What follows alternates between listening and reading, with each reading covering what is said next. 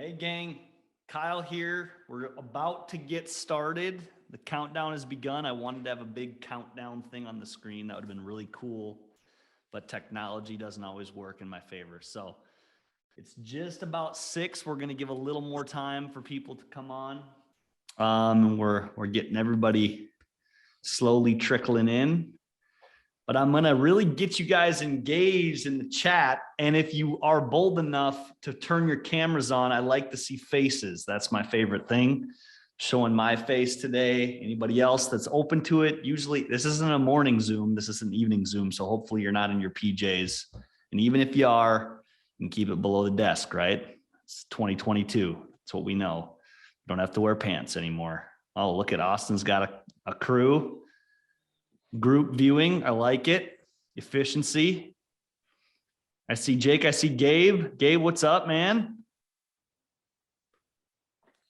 All right. Going great. Loving it. Great, we're getting people tuned in.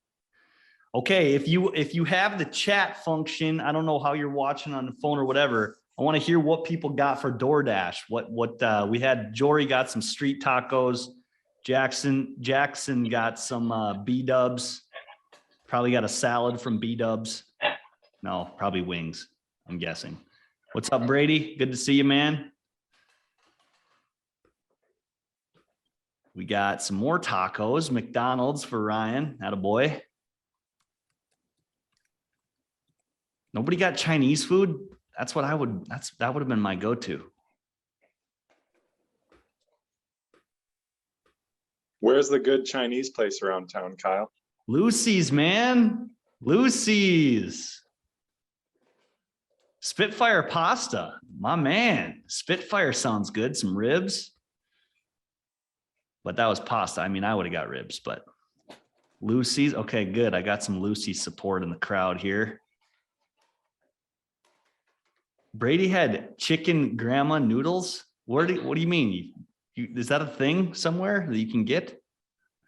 All right, Brady, you're stretching the boundaries here. I like it. Yeah, and Lucy's is the best. Yes. Okay. Jack got some pho. That's how they told me to pronounce that word. Pho. I wanted to say pho or foo or something, but heard that it's just like saying a bad word, the first part of a bad word. Okay, we're at 6:01, a couple more minutes, and then we're going to get things kicked off. I'm excited to be talking about the world of home buying today with all you beautiful people. A lot of people tuning in. I love it. It's going to be super fun, and I'm going to give you your evening back, but I hope your mind will be hurting with knowledge, and it'll be your thirst for home buying knowledge will be quenched. There's what I'm going for. I think we got a couple more people signing in. Real quick chat thing as well. I want everybody to put where you're tuning in from. You know, if you're in local, a lot of people local, but like Fargo, West Fargo, Moorhead, where are you guys tuning in from? Oh, Maddie, you're still down in Jacksonville. That's right. That's awesome. Okay. West Fargo. That's the beauty of virtualness. You can learn from anywhere. West Fargo. Love it. A lot of Fargo natives. What's the temperature like in Jacksonville right now, Maddie? Brian is very close to me. He can hear me talking. Oh, 57. All right. If it would have been 75, we all would have really winced. But 57 is like, you still kind of got to wear. Well, Floridians probably wear like a down vest and coat. But hey. Okay, I'm going to give it one more minute here, gang. We're going to get things rolling. I want to do a quick introduction. You guys will see Brian McLean and Gabe Crump, and they are planted audience members that are here to assist this beautiful evening. Gabe is a lender with Fairway Mortgage. He knows all things about home loans, And I'm going to be calling on him for some wisdom today. And so Gabe, you can give us a little wave again. There you are. Brian, you can give us a little wave as well. Brian is with Insure Logic and is the insurance expert in the house. And so he's going to give us a little bit of knowledge in that. And then yours truly, I'll be doing the real estate stuff. That's what I'm here for. Okay. Love the chat. Everybody's been very active in chat. I'm going to be calling on chat stuff here or there. I'm hoping. We'll see. And then here's the thing. Okay, so I'm going to give us the lay of the land here, gang. Okay. We're going to go through this thing. It's going to be an hour long. My hope is to cut it off at 6:45 p.m. our Central Time, so we can have some questions. So if you've got questions, be writing things down and save that for the end. Try to save that time, but I know we've got a lot to get through. And my goal for this is to be fun. Like home buying classes that I've been to in the past are like super stuffy and boring. And it's like, wow, this seems tedious, but this, I want to make it engaging. I want to make it simple, but I want to get into the details if that's a thing. But it can be simple, not easy, right? Like this is a process. It doesn't just happen overnight, but it doesn't have to be super complex. We can break that things down to the basics. And that's what I love to do with this. So without further ado, we're going to get things started. It's 6:06, people. We got work to do. All right. So tuning in. Welcome to the virtual home buyer class presented by Midwest Invest Realty Group, brokered by Real. This is something that we've done in the past, never really virtual like this. So we're super excited to have everybody tuning in like this. This could be something that we want to do more and more of in the future.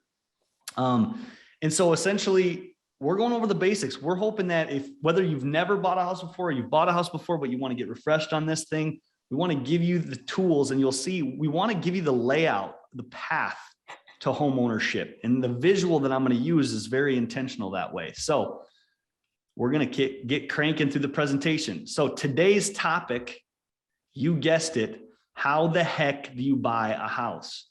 Okay, so the thing is with home ownership, some people are on the fence about how this whole thing works, and so they continue to rent, right? And I hate renting because I don't get any of it, and it's just like sending my money out the window. Of course, they put a roof over my head. But if you're in a community like Fargo, Moorhead, West Fargo, you are leaving massive amounts of money on the table for not renting. Of course, renting has its purpose for different transitions and things like that. But home ownership can be such an amazing wealth building tool and give you an amazing place to live as well. I don't have to sell you on home ownership. It's already a popular thing. Obviously, the market's been going crazy, but this is the process to buy a house. All right. So there it is.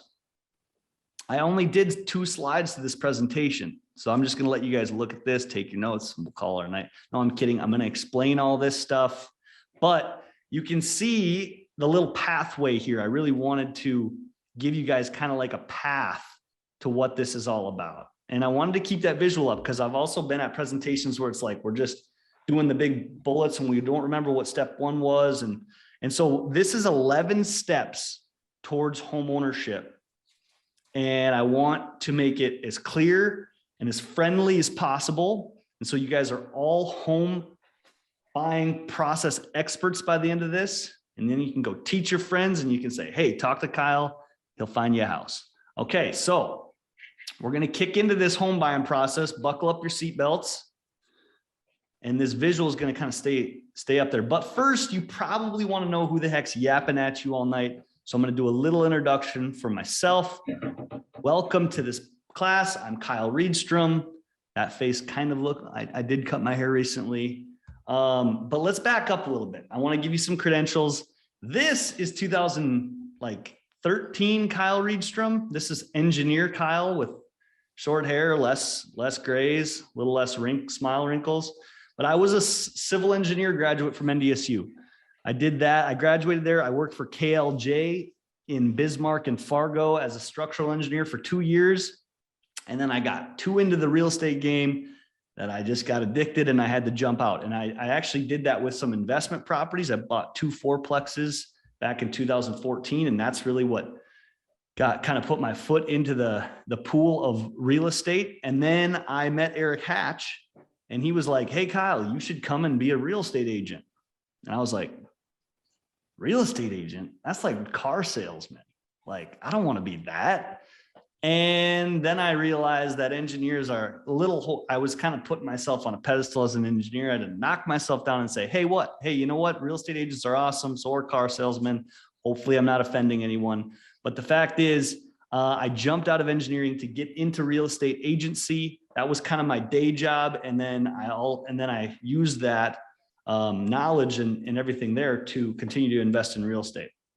So that was that. So I jumped in 2015, joined the Hatch team. And I don't know whose idea it was to take a picture of me against a brick wall in April, overcast light.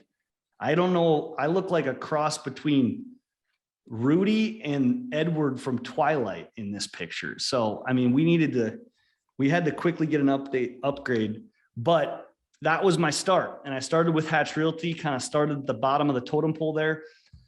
And then by 2018, they gave me a new headshot. I got to buy some new clothes because I had some success and I became a broker associate at Hatch and I ran a small team at Hatch at that time. And so that was kind of when I was in my flow doing a lot of the stuff what Hatch was growing in the Fargo-Moorhead area. And in that time, and this was like Pi Day or something, I don't wear funny suits like that all the time, you guys, but in the 7 years I have been in real estate, I've sold over 600 houses, done over $100 million in real estate volume. And so I know a thing or two about buying and selling houses in the Fargo-Moorhead area. And I think it's important that you guys know you're not talking to some jabroni here, done a lot of stuff. And I'm still really excited about it. I'm still really passionate about it. I still love helping people with their first house, or I like helping people build $1 million house. It's all a lot of fun and it's different every day. And so that fast forward to today, which we have this beautiful real estate team, our current Midwest Invest Realty Group team brokered by Real. And so I wanted to explain in August, Eric and the Hatch team, and then me and my team, we both jumped under the Real broker umbrella, which is a national technology-based broker. They're actually publicly traded. And we joined up with them as a part of the movement forward in the real estate agency world. And so Eric runs his team and I run the Midwest Invest Realty Group team. And so technically I'm not on that team anymore, but Eric and I still work very closely together and do a lot of the same things. But that is where we're at today. That's actually my beautiful wife standing next to me. That's Austin Haas, Jory White on my left side or your right. And then we actually have Jake Hermanson joining us as well, when we'll have to get new pictures for Jake when he joins up. He's getting his license right now. So we'll be a team of 5. And I want to give a quick shout out to my fam, the why behind all the stuff that I do.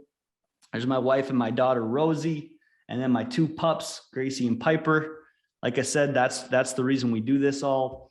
And then a side note, the name Midwest Invest Realty Group, I wanted to explain. We love real estate investing, and that's a whole nother presentation that we'll do at a later time if you're curious about real estate investing. But we love helping real estate investors get their first property or their 10th property. We love that process, and we're very in tune with that in the Fargo-Moorhead area as a wealth generator for different clients and ourselves. And so that's why we call ourselves Midwest Invest Realty Group, but we still help people buy houses. We help people sell houses. We help people build houses. We do it all. And so that's the background. I hope that makes sense.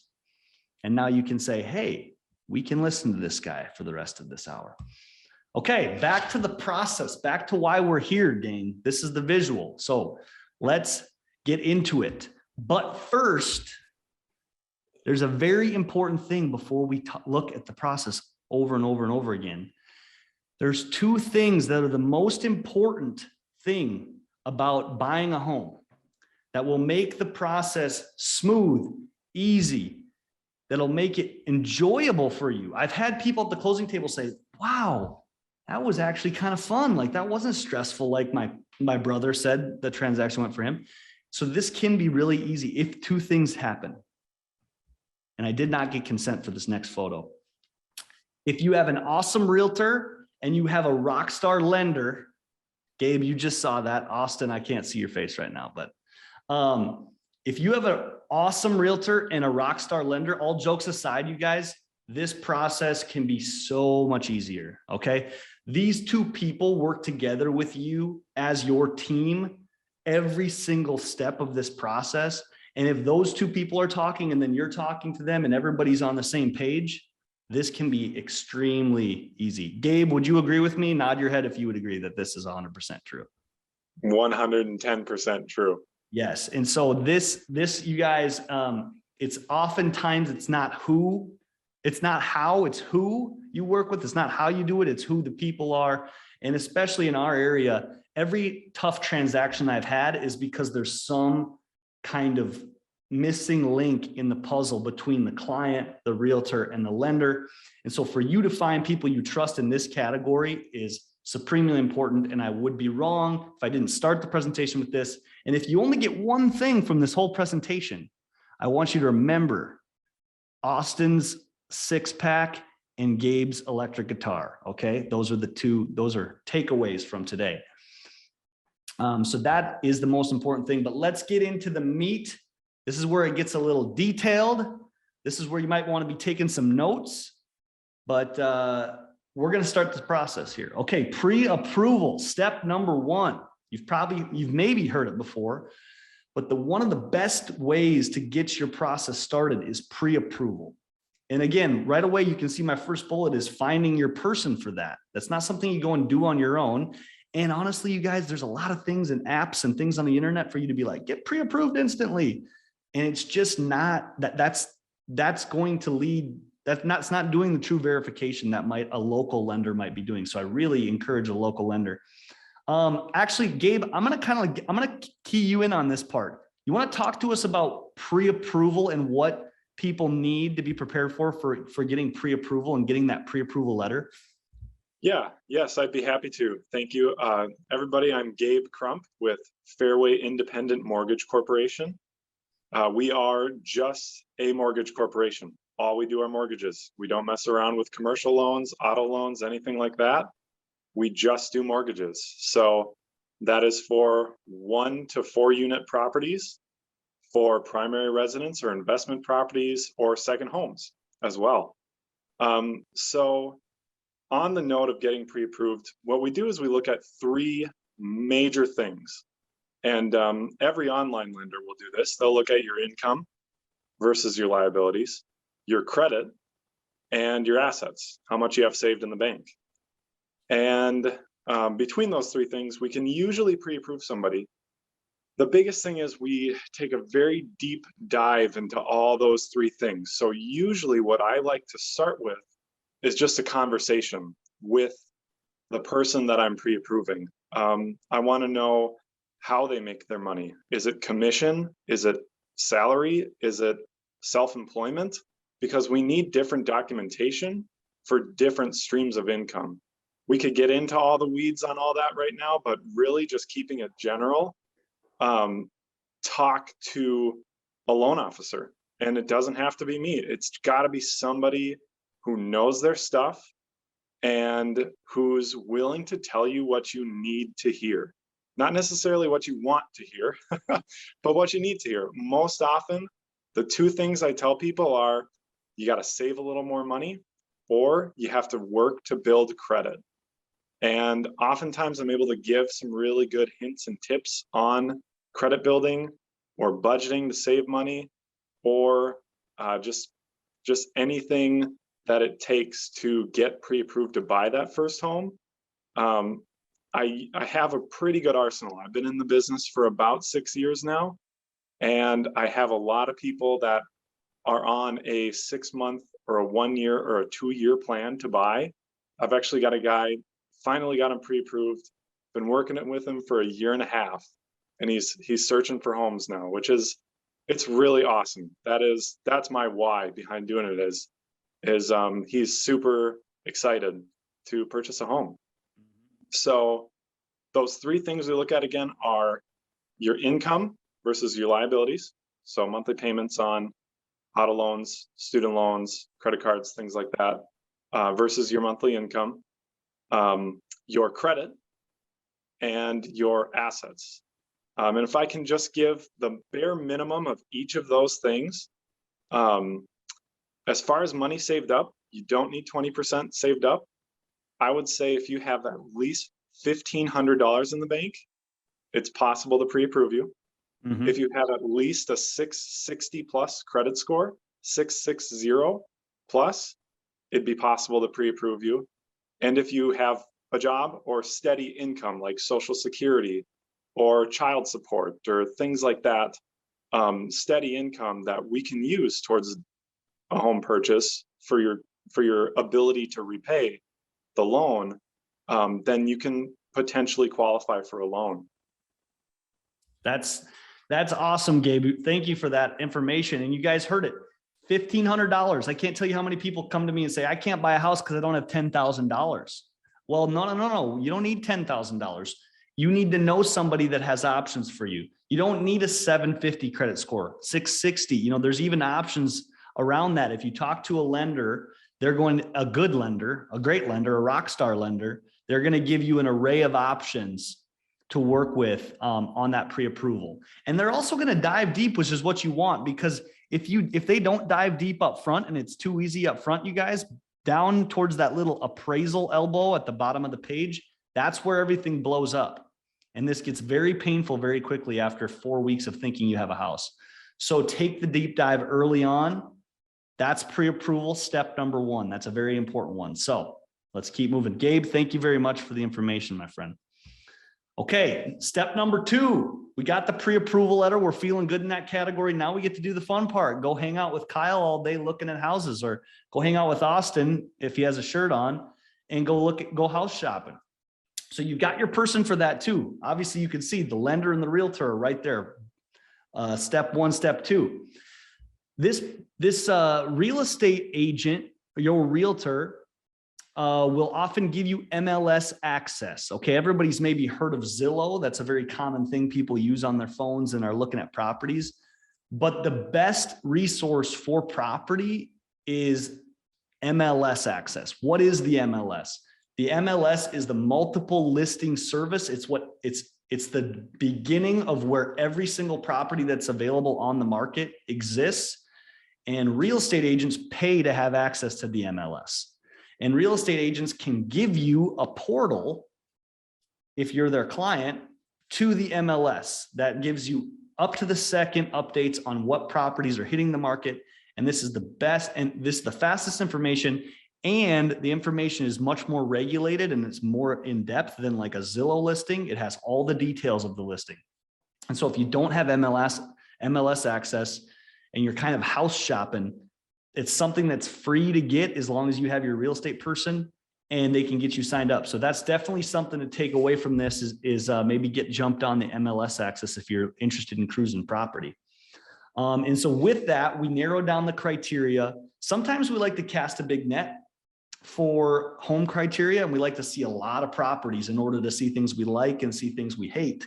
And then we start to kind of narrow things down. I like to say we hunt with a net to start, and by the end, we're hunting with a spear and stabbing the ones we want. Well, what happens when we see something that we like, or we see one or two, or we have some questions on 4 or 5 properties? We get out and show you them. We set up times with the owners of those properties. We go meet you at the property. We open the door, turn on the lights, walk you around, tell you the stats of the property, and let you take a look. And we're going to be asking you questions like, what are things you like about it? What are things you don't like? Another way to do it is open houses. That's common, but I always like to say, when you have a good real estate agent, every day is an open house. We can get you in at any time. And so that's kind of the game. It's the shopping game. And I always like to say this too, because in today's day and age, with everybody having access to properties instantaneously, you as the buyer always know what you're going to want, what's going to fit your needs best right away. You're going to know what house you love. But after, talking, conversation, showing, seeing things you like and don't like, us as real estate agents start to adopt what might be a good fit for you, and we can really start to hunt well for you. So it's MLS access goes both ways. We get access to it, you guys get access to it, and we collaborate from there. So that's the house shopping part. Step number 2. Feeling good. We're going to move on to step number 3. You found something. You found something you like. And it's like, okay, what does it look like to put an offer on this thing? Okay. How do you know what to offer? I keep hearing about this market being hot and everything's going crazy and houses are selling like nuts. What's important with an offer? How do you know what to offer? Well, again, your person is going to be a perfect tour guide for you to understand what a perfect offer might look like. And what I want to say is the biggest thing with offering is oftentimes days on market. Because I'll say 2 categories. Some houses just hit the market. We go look at them and they're fresh. Some houses have been sitting there for 10, 14, 21 days. And then those are more often the houses that we're negotiating more heavily on, that aren't getting multiple offers. A lot of times they're just missing because they might be overpriced. There's something with the property. We just need to do that discovery. But a lot of times what we're deciding on what to offer on a property is very heavily based on the current interest in that property and how early it is on the market. And then there's a lot of different tools and tactics we can do to understand what to offer. But generally the parts of an offer, and if you're taking notes, is just to kind of start from the top. Obviously price. We're going to outline price in an offer. We're going to outline the closing date in an offer. We're going to submit an offer. An offer is oftentimes called a purchase agreement, by the way. If you hear the word purchase agreement and offer, those are interchangeable things. So we're going to have the price on there. We're going to have the closing date on there.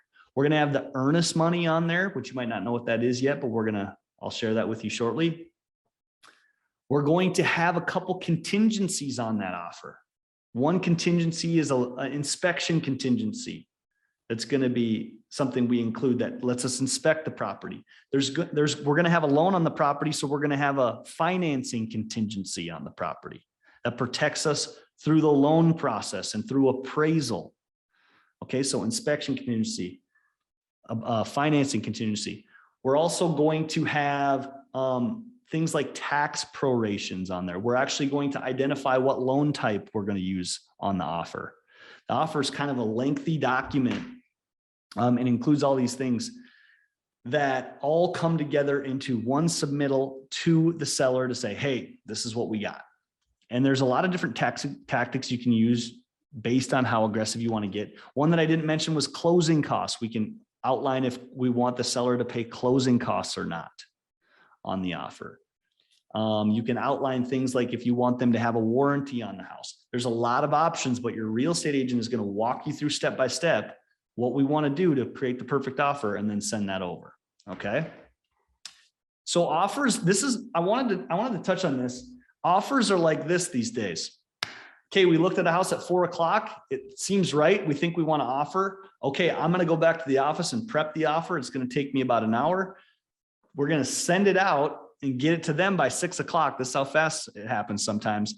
And a lot of times they're going to review that offer the minute they get it. If not, especially if it's after work hours. And we might hear back on that offer that night. So, I mean, it definitely happens quick. And then sometimes after we've submitted an offer, we kind of have a verbal exchange of counter offering or negotiation until everybody's like, yep, I'll agree on that. Yep, I'll agree on that. And then we finalize everything with signatures. And that all can happen in the matter of hours. Okay. Sometimes negotiations can get longer, but generally we're not seeing them get longer than a day or two. Okay. So some people are like, do we negotiate for this long? So that's kind of how that'll look when you get to that phase. Okay. That is offers. We're going to keep moving. Okay. Let's say we put it out there and the seller, we did some negotiation back and forth and the seller says, hey, we're good with 235,000. We're good with 235,000. Offer accepted, we get all the documents signed and we officially have an accepted offer. This is checkpoint number one of 4 checkpoints in the real estate transaction. This is the first time something got real. And this is when the time clock starts. Okay, so generally speaking, a real estate transaction is going to take about 45 to 60 days. Okay, so that starts once the offer is accepted. Once the offer is accepted and all the contracts are signed, there's 2 things that generally happen. One is we need to get our earnest money submitted, because a valid contract is a signed document plus consideration, which is usually money. When those 2 things exist, that creates a valid contract between 2 parties. Okay, so we have the signed contract. Now we have to create the consideration, which is earnest money. Earnest money is generally 1% of the purchase price. So if it's a $235,000 house, generally we're going to have earnest money be about $2,000. And that's going to be something that's the first time you write a check or put money forth in this transaction, by the way. So that's a check for $2,000 of earnest money. And that goes and that's deposited for the length of your transaction. Now, the important part is it's called an earnest money deposit because that money goes towards your down payment when you close. Okay. Back in the day, earnest money used to be like, hey, if you back out of this house, we get your earnest money. And I don't know why I turn Western when I go back in the day, but that's just what I do. Okay. But nowadays, earnest money is protected by your inspection contingency and your financing contingency. And so if we were to get into inspection and we had $2,000 on the line, which is not a small amount of money, and we backed out of inspection for whatever reason, we'd get our earnest money back. We'd be sitting right where we're at right now.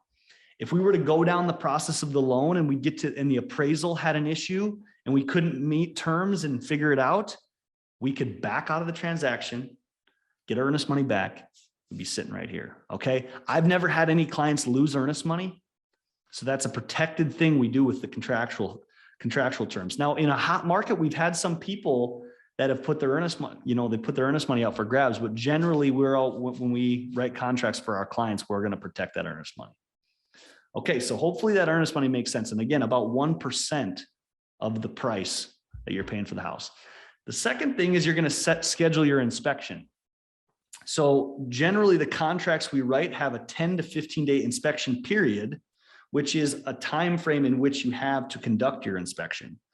That inspection is only going to take 2 hours on some day in that period, but that's something you need to get scheduled because our inspectors are busy in this town. And so whenever we get an accepted contract, we get the earnest money submitted and we get the inspection scheduled. And so then and I always like to say, we can take a deep breath. It's like, okay, we won. We've got an offer, and not every offer competes, right? But we got the offer. We can take a deep breath. We can take a couple nights sleep. We've got the inspection on Friday. And once we do the inspection, we'll get to know more about the property, and you actually get to be there for the inspection if you want. And it's kind of that due diligence period that you can really start to understand if this is the right house for you. Okay. Offer accepted. Checkpoint number 1. Feeling good? Got a lot to cover yet. Okay. Step 5, inspection. This is checkpoint number 2. And I think this is the biggest checkpoint, you guys. This is that 10 to 15 day period where you're vetting out the property, your earnest money's protected. Inspection is going to cost between $350 and $500, depending on who you hire. Takes about 2 hours. People can be there, or they, if they don't want to, they don't have to. I really like when clients are there because it's a wealth of information about your house you're about to buy. And then you get an inspection report. And once we get that inspection report, we have the information to make good decisions about what we want to do with the house going forward. Now that we're turning the corner on this inspection, once we've got that done, we move into step 6, which is called the inspection contingency removal. And so this is whenever you have a contingency, technically it has to be fulfilled in order for the contract to go forward. So we have this inspection contingency. We have to either figure out how to remove it, which we can do that with, we can waive the inspection and say, hey, we like the house. We're good. We're going to remove the inspection contingency. Or, hey, the furnace was a little dustier than I thought. And actually, when you went in the attic, the insulation, it was kind of spotty, and we want a contractor to kind of fill in some insulation gaps. we can negotiate some things. You know, we just had a negotiation where there was snow covering the roof, and we didn't know what the roof shingles looked like, and the inspector brushed it off, and the roof shingles were really tough. And so we're negotiating right now to get the roof shingles repaired or to get money in order to repair them. Okay, so there is negotiation, but I always say we want to negotiate things that we don't know. Safety concerns are major deal breakers. If I come back to the seller and say they need to, tighten the toilet seat in the bathroom, that sometime when we're not reasonable, sellers might not be reasonable. That's what I always say. If we're reasonable, they'll be reasonable, and usually we can keep things going. And remember, you're always protected. If things don't work out in this, we can back out, get our earnest money back, and continue our search. Okay, feeling good? So that's the inspection contingency removal. That's a big step once we got that removed. And we're moving on to the next step. And that's about that first 2 weeks of this time period. Okay, so now we're in step 7. We're in kind of a limbo phase. Okay, because we're waiting on that appraisal, which the appraisal takes 4 to 6 weeks, you guys. That's the thing about our market. Appraisals take some time. So we're kind of waiting 2 to 3 weeks yet for this appraisal. But this is a great time for us to get things like utility changes ready. We're going to work with our lender on getting loan documents finalized. Maybe we're scheduling things, getting ready for closing. This is a great time to get an insurance quote.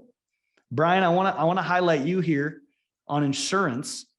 You know, generally when we hit this part, we're just like, hey, somebody quote it. But there's a big difference for good insurance quotes and not good insurance quotes, you guys. And there's something called a captive insurance agency and independent that can give you a lot of options on coverage and price. Brian, I'll let you talk a little bit about some of that. Yeah, thanks, Kyle. So captive insurance agents are ones you'd see or consider to be like American Family, State Farm, Farmers Insurance. They can only do that company's insurance. So there may be really good products that they offer, but that's all that they can offer. So that product might not be a perfect fit for you. It might not align with everything you have going on in your world. Where independent agents can represent as many carriers as you want to or are allowed. Like Minnesota, I have over 40 carriers. So when I run a quote, I can run through all those carriers at the same time, get a picture of what the rate's looking like for your scenario, and then pull out the 3 to 5 that are probably going to be the best options for you, aligning the product that they have and what you have going on in your life. The 3 things really you're looking for on insurance is for protection is your property, your possessions, and your assets. That's the real high level view. And then what people like Gabe are going to be looking for when they get a binder, which Kyle will talk about or might mention here. Binder is the proof of coverage. Gabe's looking for something that says replacement cost, reconstruction cost. Those are your 2 most important numbers or most important words that you're going to be looking for when you get a quote. But the best thing is just really to not just get one quote. The benefit of working with independent is to get multiple quotes and really kind of tailor that coverage to fit exactly what you need in your life.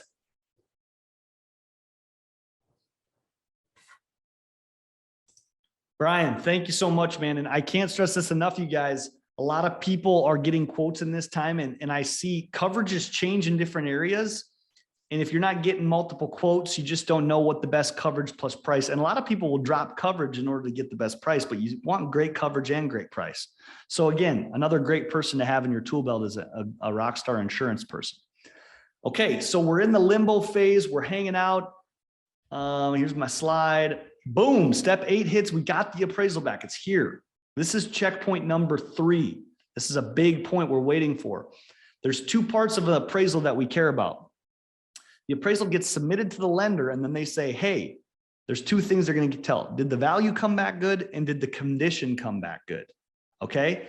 A lot of times this works out, you guys, like a lot of times, especially even in a hot market, the value's good. The house looks good, but There can be situations where, hey, everything looked good with the house, but the value is $5,000 less than the purchase agreement said, then your offer was accepted. Okay, what happens then? Well, technically our contract states that in that situation, if the appraisal doesn't match the purchase price, we go back into a renegotiation. And if we can't meet terms, we can back out and get our earnest money back. Okay. So this is another point that we have to negotiate if there's some issue. So a lot of times in that situation, we would ask the seller to reduce the price $5,000. And they might say, well, we'll split it with you, or, depending, it's always depending. There also is a situation where the value's fine, but there's, hey, we need a hand railing on the basement stairs and there's some peeling paint on the outside of the foundation. Well, then we need to get those repairs done, or that we need to ask the seller to get those repairs done in order to fulfill the appraisal so we can get the loan. Okay, so these are the two big parts of appraisal. And again, you got your person there walking you step by step through every part of this process and making sure you have options along the way. Okay, but that's one of the big checkpoints. So let's say the appraisal comes back. We're feeling good about it.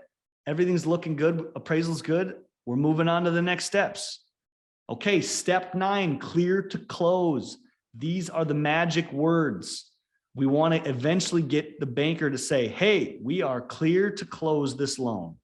And Gabe, I'm trying to find you on here. Where are you at, my friend? Oh, there you are. I'm going to bring you in. What are the things you're doing after you get the appraisal to make sure the loan gets totally finalized and we're ready to rock?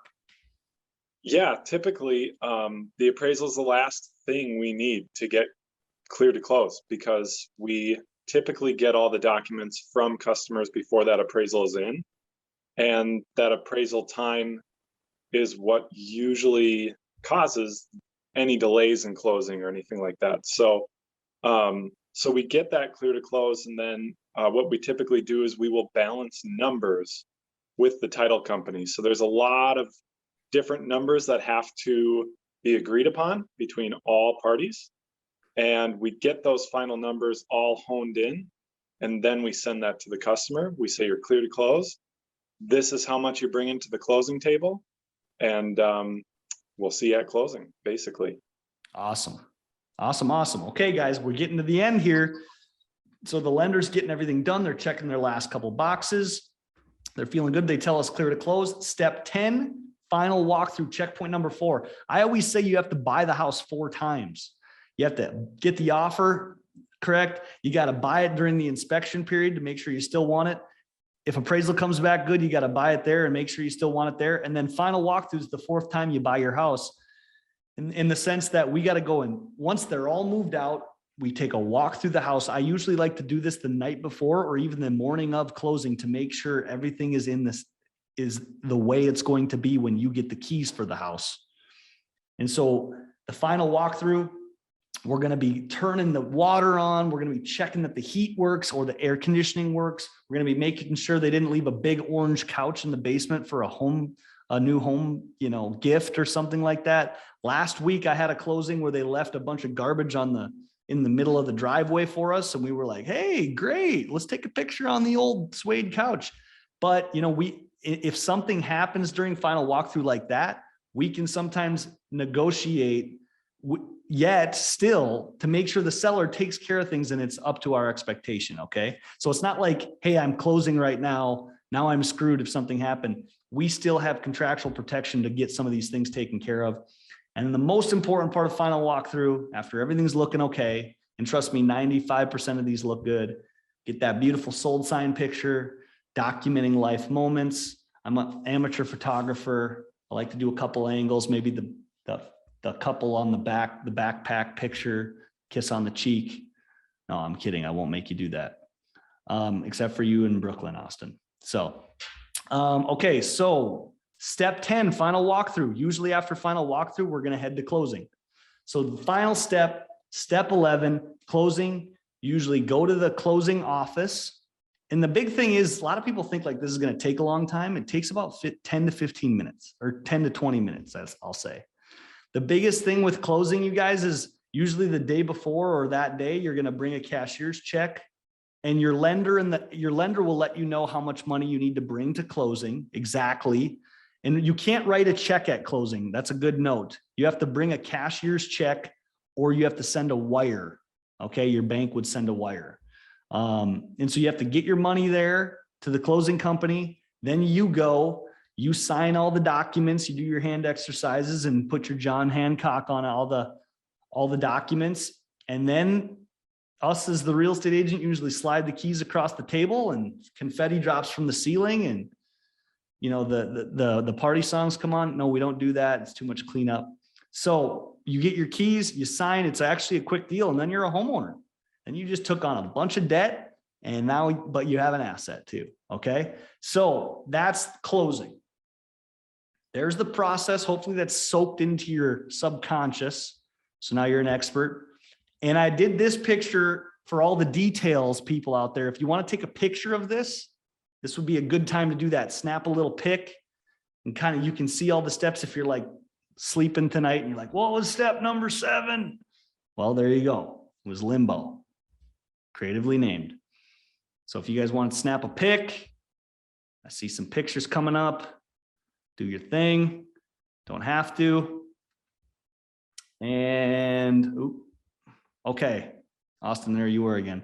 There's that pic. Here's the home buying process pic again. If you wanted to snap that picture, snap a picture there. And I think I'm right on time with what I wanted. So I'm getting back into questions. And I had to use your picture. Just savage today, Austin. Austin's on my team if people didn't catch that. Yeah, so.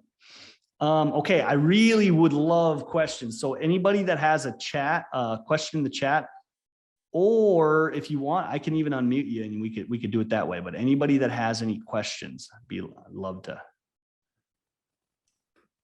If you don't have questions, that means I just did an amazing job at this presentation.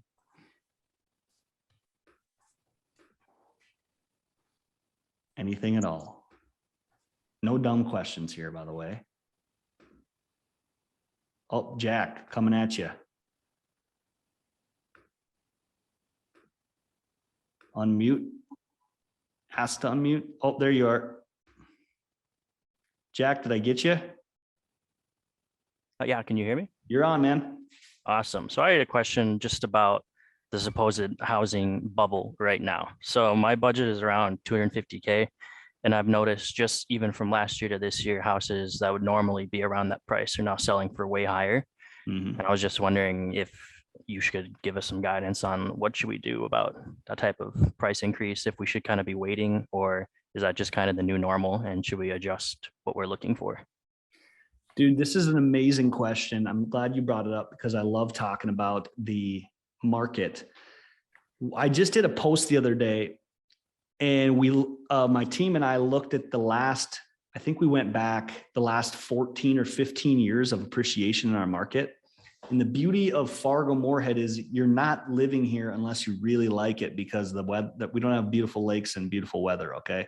So what we've seen is we have enough industry supporting our market that we've just seen nice 4% appreciation year after year after year after year. With last year, we crept into 5 for the first time, which 5% appreciation was aggressive for us. So we saw prices move from like 235 to like 246 or something like that, and that was a big jump for us. Whereas other markets are doing 20, 30%. And for those markets like Minneapolis and some like the Bozeman, Montanas, those are the markets I get nervous about that they're going to level out. But my projection and like Eric Hatch's projection, and as we study the market, we think that our average price point in Fargo right now is $245,000. We think we're going to make a steady climb for the next 4 years towards a $300,000 average price point. And then we think we're going to try to level out with kind of the nation. And that's where kind of the national average is right now, is about $303,000 for a national home price. So we still feel like there's room to climb in our market. And the interesting thing to see is people that have waited, and I don't want to be the guy that's like, you need to buy yesterday, but people who have waited have left a lot of money on the table in appreciation, just because that's kind of the new norm. Builder prices, I'll tell you this, the prices that they've set now are the new normal for them. They're not going to drop things back down, because the minute material came back down, labor shortages are happening and supply issues are happening.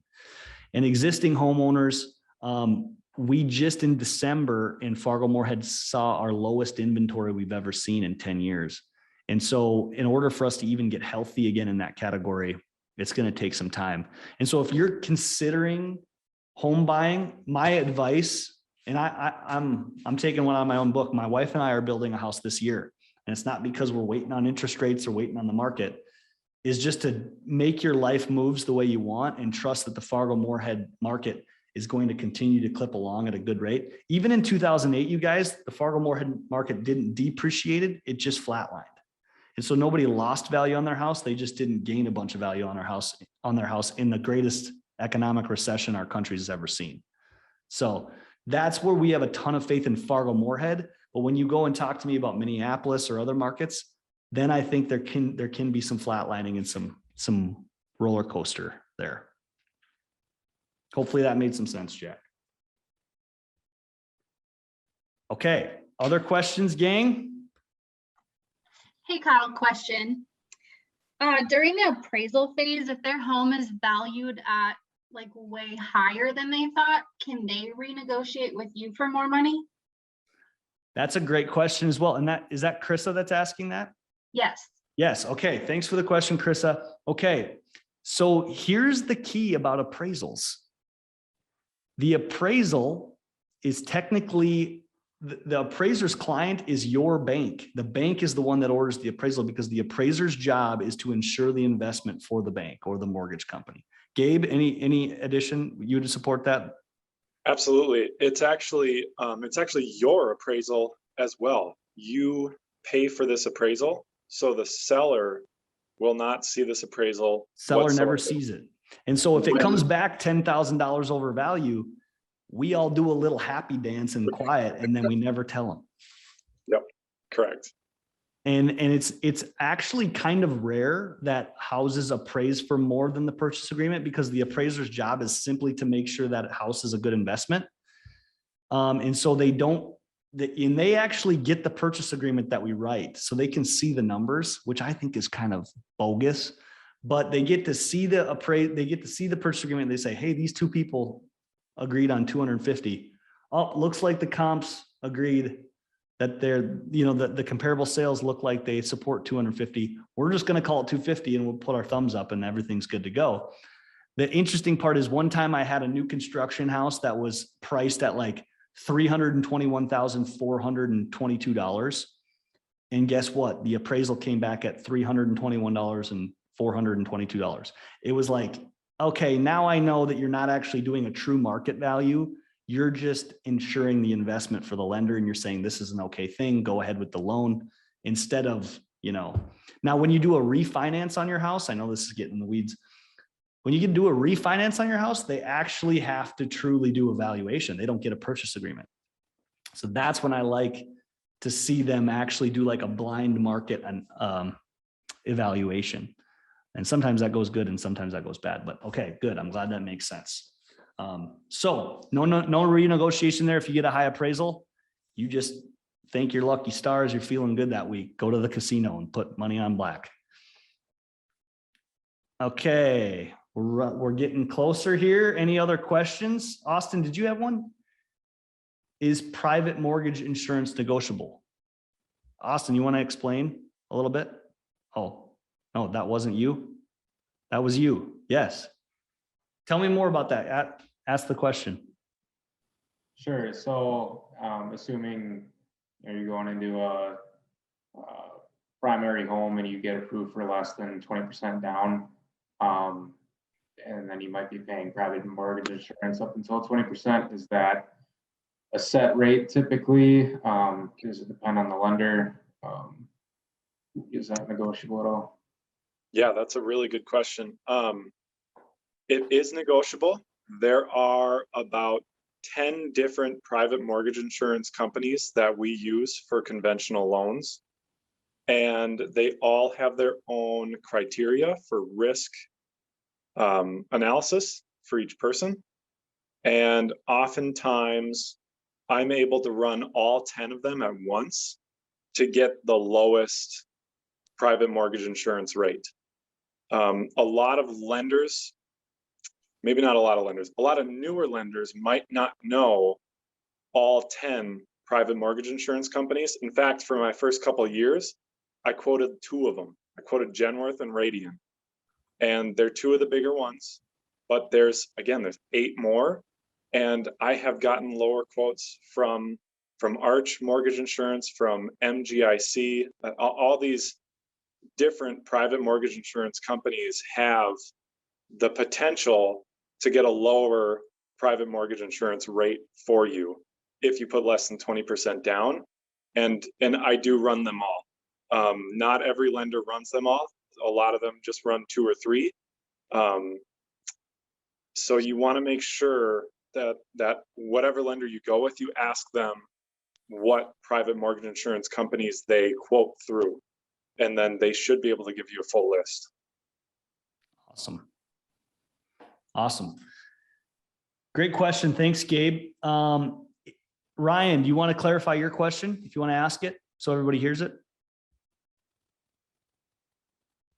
Oh, I got to unmute you. If I can do that. Okay, so we have a lot out in Kindred and we couldn't get something done. So we took a plan B approach. And so I'll give you the example. We had a $450,000 budget to get something done out there with the lot. So it'd be like 414.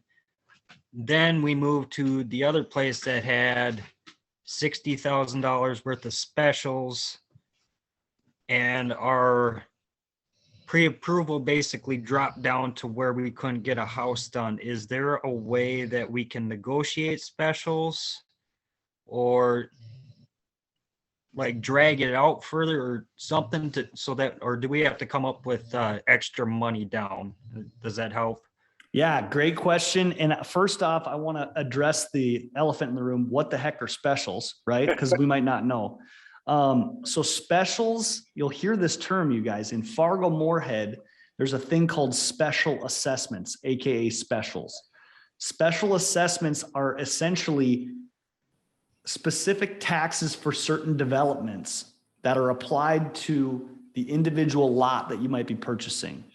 Okay, so an example would be I purchased ABC or 123 Main Street, and my taxes are $2,500 a month or $2,500 a year. And my lot, because I'm in this development, has a balance of $30,000 in special assessments that I have to pay over the next 10 to 15 years until they're gone. And the reason that these specials are assessed to those individual lots and usually newer developments is to pay for the infrastructure to create that development. That's how the developers did that. Okay. And so you actually, what ends up happening, to Ryan's point here, is you get an elevated tax bill.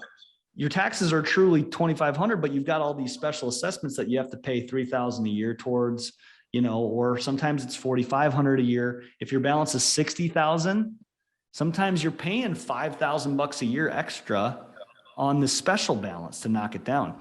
Now, to answer your question, Ryan, the way I've handled that before is, let's say we have a $200,000 house that has $60,000 in specials. Generally, those special assessments are going to be paid off aggressively. That's how the city and the developers structure them. What we've done in the past is, if we have $200,000 house with the price and $60,000 in specials, we've written the purchase agreement for $260,000. And that lets us finance the specials into our loan. And then we're going to stretch that over a 30-year loan. And so usually it makes our payment look better. And then what we would call for in the purchase agreement is for the seller to pay off the specials, because we're giving them more, right? We're giving them 260, even though it's 200. And then they're going to pay off the specials with the city. And then we're just going to have a larger loan amount. Okay. And then that's usually helping our payment. And I only tell people to do that if they're going to be living in the house for a longer period of time, like longer than 10 years, because I want that value to continue to raise and then grow into the rest of the specials and the development getting paid off. Complicated topic. Again, you got to have your person. Gabe, anything to add on that? Yeah, that's something I can chime in.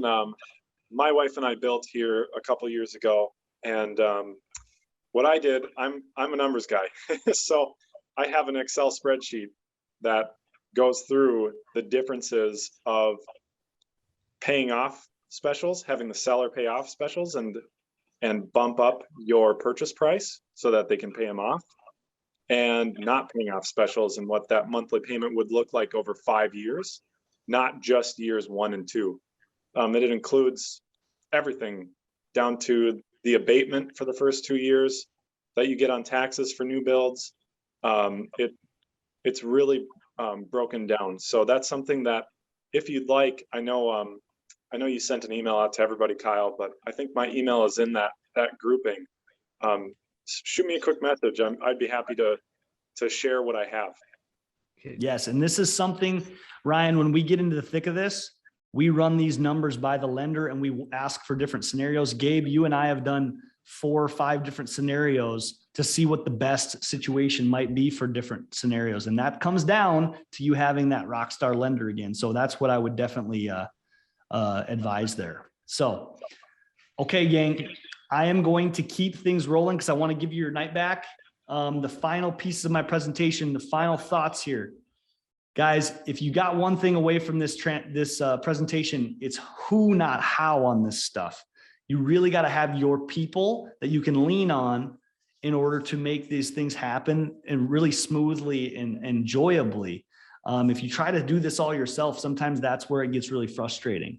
And when you work with experts, man, they can save you way more money than they would ever cost you. And let me add, it never costs you any money to buy a home. Usually the selling costs are when you sell your home. That's when you pay commission. So working with a buyer agent on a home to find something never costs anything. Okay, the checkpoints again, guys: offer, inspection, appraisal, final walkthrough. Those were the big flags. And then this goes into Jack's question. Guys, from 2017 to 2021, the average price point in our market has gone from 207,000 to 250,000. That's a 21% increase. That's a nice little investment if you just owned a normal old $200,000 house. And so the only reason I like to say that is because, man, I love it when young people, and this is what I tried to do when I was young. Maybe I'm old now, I don't know. But when I was young, to just get into things where time is on your side, and you can create such an awesome investment. Because if you bought something at 207 in 2017 and your debt was going down about 4,000 a year, and all of a sudden you only owe, 190, and all of a sudden your value is worth 250, and you have $60,000 sitting there in your little house your savings account that's sitting on your dirt, that's an awesome launch into your next phase of life, whether you're changing careers or starting your own business or getting married, whatever it is. So I always urge people that if it's the right time for you to look into home ownership, man, it can be such a wealth creation tool for you. Next steps, you guys, then I'm going to let you go. We love to do a one-on-one home consultation. And then a lot of times when we follow up with that, we give you MLS access so you can start understanding the market and getting a feel for the market. So that's next steps. I'm going to have Josh throw my link tree in. So my link tree is in the chat window. And if you guys want to take action tonight, click that link tree, schedule a one-on-one convo, and we can start making a game plan. Me or a team member can start making a game plan. And we can start moving forward on getting MLS access and things like that. And then follow me on social media, you guys. I'm always posting things about the real estate market. I love diving into the stats on this. So whether it's Facebook, Instagram, I'm getting more active on TikTok and Twitter, but I love putting market stats out there. And so make sure to give me a follow there. But I hope you guys, if you're interested, click that link tree, schedule an appointment, and we hope to continue to interact with you guys. And any questions pop up, you guys, get a hold of me on email, anything, or whoever invited you guys. They're a resource for everything I've said. We can give you anything we have. So I hope this was valuable. I'm 3 minutes over, and I really, really appreciate you guys coming on tonight. This was a lot of fun, and I hope it all made sense. So Thanks, gang.